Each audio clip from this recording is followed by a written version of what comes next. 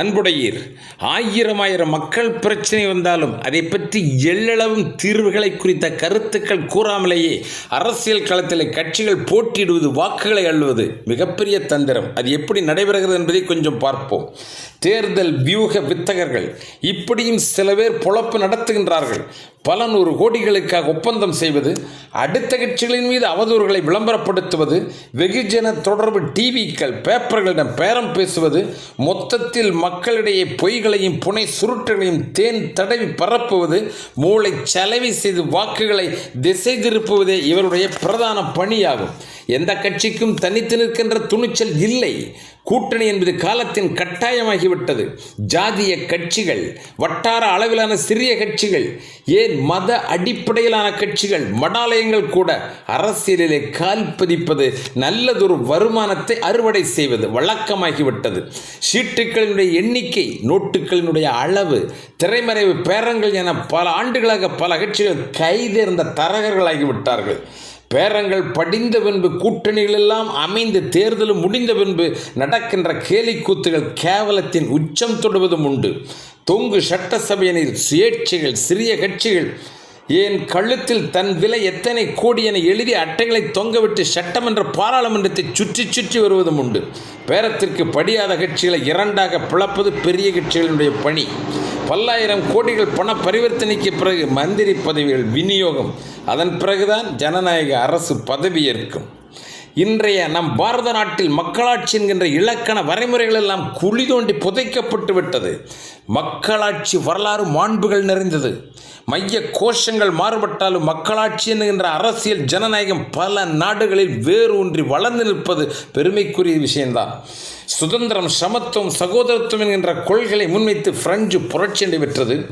For the people, by the people, of the people என்கின்ற Abraham லிங்கனுடைய அற்புதமான கொள்கை பிரகடனத்தினால்தான் அமெரிக்க ஜனநாயகம் வேரூன்றியது. உழுவவனுக்கு நிலம் சொந்தம், உழைப்பவனுக்கு திறமைக்கேற்ப உழைப்பு, உழைப்புக்கேற்ப ஊதியம் சொந்தம். கெட்ட போரிடும் உலகை மாற்றி சமாதான சகவாழ்வு மனிதகுலத்திற்கே சொந்தம் என்று லெனின் தலைமையில் நடந்த புரட்சி உழைக்கிற மக்களுக்கான மக்களாட்சியாக அது மலர்ந்தது. இந்திய விடுதலை போரினுடைய துவக்க நிலையில் மக்களுடைய எதிர்கால இந்தியா குறித்து தெளிவான ஒரு கனவு விதைக்கப்பட்டிருந்தது. மதச்சார்பற்ற ஜனநாயக நாடு, அரசியலில் ஜனநாயக ஆட்சி முறை, சோசலிச பொருளாதாரம், மக்களுக்கே சகல உரிமையும் வழங்குகின்ற குடியரசு, தான் வென்றெடுக்கிற இந்தியா கட்டமைக்கப்படுகிறது என மனதிற்குள் எண்ணியே களம் கண்டார்கள் விடுதலை போராட்ட வீரர்கள். இந்திய வரலாற்றிலேயே மக்களின் வாக்களிப்பு, தலைவர்கள் தேர்வு என்கின்ற ஊராட்சி முறை தமிழகத்தில் சோழர் காலத்தில் தான் நடைமுறையானது. குட ஓலை பிரதிநிதித்துவ முறை என அழைக்கப்பட்டது.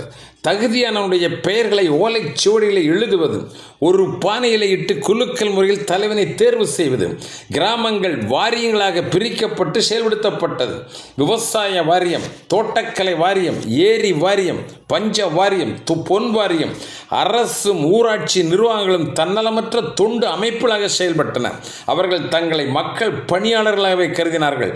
நம்பிக்கையும் நாணயமும் இரு கண்களாக போற்றினார்கள்.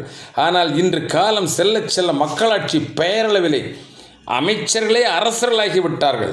மாட மாளிகையும் கூட கோபுரங்கள் அமைச்சர்களுக்கு சொந்தம், ஓலை குடிசைகளும் ஒழுகல் வீடுகளும் பெருவாரியான மக்களுக்கு சொந்தம் என்றாகிவிட்டது. விதையில்லாமல் புல் முளைக்கிறது, வேர் இல்லாமல் ரோமம் முளைக்கிறது, விதையும் வேரும் இல்லாமலேயே அரசியல் முளைக்கிறது என்று சொன்னார் கவிஞர் கண்ணதாசன். அரசாங்கத்தின் அரியணையில் அமர்வது என்பது புலியின் மேல் சவாரி செய்வது போன்றது. அதிகார பீடத்தில் இருப்பவர்களுக்கு ஓய்வும் இல்லை, உறக்கமும் இல்லை, உல்லாச வாழ்க்கையும் இல்லை. கூறியது யார் தெரியுமா? காமராஜர் தான். மூலதனம் ஏதுமில்லாமல் கோடிகளிலே லாபம் காணுகின்ற தொழிலாக இன்றைக்கு அரசியல் வளர்ந்து நிற்கிறது. எனவே போட்டி, பொறாமை, பகை என வளர்ந்து கொலைகளுக்கு கூட காரணமாகி விடுகின்றது.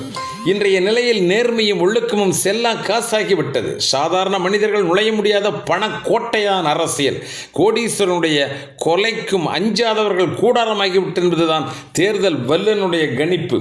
விடுதலை போராட்டத்திலே விழுப்புண் பெற்றவர்கள் இன்று உயிரோடு இல்லை. நாட்டிற்காக கடுகளவு கூட உழைக்காதவனுடைய கையில்தான் அரியணைகள் அகப்பட்டு கொண்டிருக்கிறது. எதிர்க்கட்சியாக இருக்கும் பொழுது மக்கள் மீது அளவு கடந்த பாசத்தை பொழிவதும், ஆளுங்கட்சியாக அரியணையில் அமர்ந்த பின்பு கொடுத்த வாக்குறுதிகளை காற்றிலே குப்பை மேட்டிலே பறக்க விட்டுவிட்டு அனைவருக்கும் பொதுவானதுதான் அரசு என்பதெல்லாம் பொய்யுரையாகி விடுகிறது. தனக்கும் தன் கட்சிக்காரனுக்குமான பணமும் பதவியும் முழு சொந்தம் என்றாகிவிட்டது. இவற்றுக்கெல்லாம் தீர்வு சுவாமி விவேகானந்தனுடைய எழுச்சி குரல் ஒன்று மட்டும்தான். இந்திய சகோதரர்களை, இரும்பை போன்ற தசை, எஃகே ஒத்த நரம்புகள், இடி தாங்குகின்ற மனம், இவையே உன்னுடைய பேராயுதங்கள். விழியுங்கள், எழுங்கள். தேசத்தினுடைய எல்லா இடங்களிலும் உள்ள சமுதாய குப்பைகளை துடைத்தெறியுங்கள். இந்த புதிய ஒளி இந்தியாவெங்கும் பரவட்டும். இந்த லட்சியம் நிறைவடையும் வரை ஓய்வை மறந்து உறக்கம் தவிர்த்து நில்லாமல் பணியாற்றுங்கள். மக்களின் ஒற்றுமையும் எழுச்சியுமே நாட்டிற்கு தீர்வாகும் என்றார். அதுவே இன்றைக்கு தேவை, அவசர தேவையாகும்.